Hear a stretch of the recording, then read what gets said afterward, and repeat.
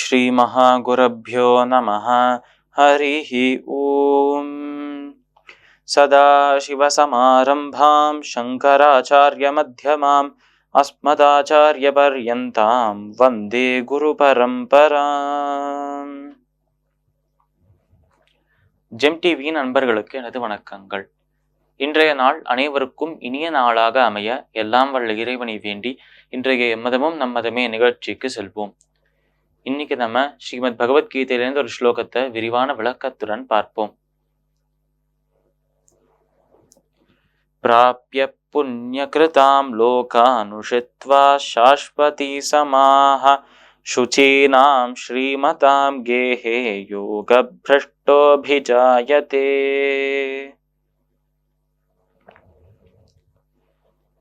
இந்த ஸ்லோகம் ஸ்ரீமத் பகவத்கீதையின் 6வது அத்தியாயமான ஆத்ம சம்யம யோகத்தின் 41வது ஸ்லோகம்.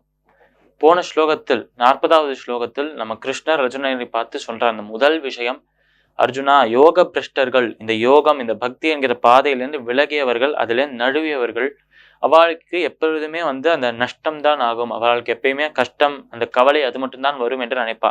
அப்படி கிடையாது அர்ஜுனா. என்றால் இதுவரைக்கும் அவள் செஞ்ச அந்த நல்ல விஷயங்கள் எல்லாமே எது நம்ம செய்யறோமோ அதுதான் நம்மளை அடையும் என்று சொல்வான். அது போலவே அவ செஞ்ச நல்ல விஷயங்கள், அவ இறைவன் மேல காட்டிய அந்த பக்தி, மற்ற மனிதர்களை மாதவனை போல அந்த பகவானை போல நினைத்து அவ செஞ்ச சேவை, இது அனைத்துமே அவளை சேர்த்து இன்னொரு ஜென்மத்தை அவளுக்கு ஒரு வாய்ப்பாக தரும். இந்த ஜென்மத்தில் யோகா பிரஷ்டர்களாக மாறினாலும், இந்த ஜென்மத்தில் பாதையிலிருந்து விலகி போனாலும், அந்த பாதையை திருப்பி கண்டுபிடித்து அந்த பாதையிலேயே சென்று இறைவனை அடைவதற்கு இன்னொரு வாய்ப்பை, இன்னொரு லைஃபை, இன்னொரு வாழ்க்கையை தரார் நம்மளோட பகவான். அப்படி ஒரு வாய்ப்பை மீண்டும் தரும்போது அந்த வாழ்க்கை எப்படி இருக்கும் என்று கிருஷ்ணன் இந்த இடத்துல அழகாக சொல்றார். அப்ப அவர் சொல்றது என்ன என்றால், பிராப்ய புண்ணிய கிருத்தாம் லோகா உஷித்வா சாஸ்வதி சமாஹா என்று சொல்றார் கிருஷ்ணன். இந்த மாதிரி இவா செய்கிற இந்த விஷயங்கள் எல்லாமே ஒரு புண்ணியமாக இருக்கிறதுனால இந்த புண்ணியங்களுக்கு ஏற்ற பலனாக ஸ்வர்க்கத்துல போய் வாசம் செய்வாளாம். இப்படி இந்த லோகத்திலிருந்து உயிர் உடலை விட்டு பிரிந்த பிறகு அந்த உயிர் ஸ்வர்க்கத்தை சென்று அடையும். இப்படி ஸ்வர்க்கத்தில் எத்தனை நாட்கள் அந்த புண்ணியங்களுக்கு ஏற்ற மாதிரி எத்தனை நாட்கள் வாழணுமோ அத்தனை நாட்கள் வாழ்ந்துட்டு அந்த புண்ணியங்களுக்கான பலனை, நல்ல பலனை அங்க அனுபவிச்சுட்டு திருப்பியும் ஸ்வர்க்கத்திலிருந்து பூலோகத்துக்கே பிறக்க வருவாளாம். அப்படி பிறக்கிற இடம் எப்படி இருக்கும் என்றால், சுச்சீனாம் ஸ்ரீமதாம் கேஹே யோக பிரஷ்டோ பிஜாயதே. நல்லொழுக்கமுடைய செல்வம் நிரம்பிய சந்தோஷமான ஒரு இல்லத்தில் இவா பிறப்பா என்று சொல்றார் நம்மளோட கிருஷ்ணன்.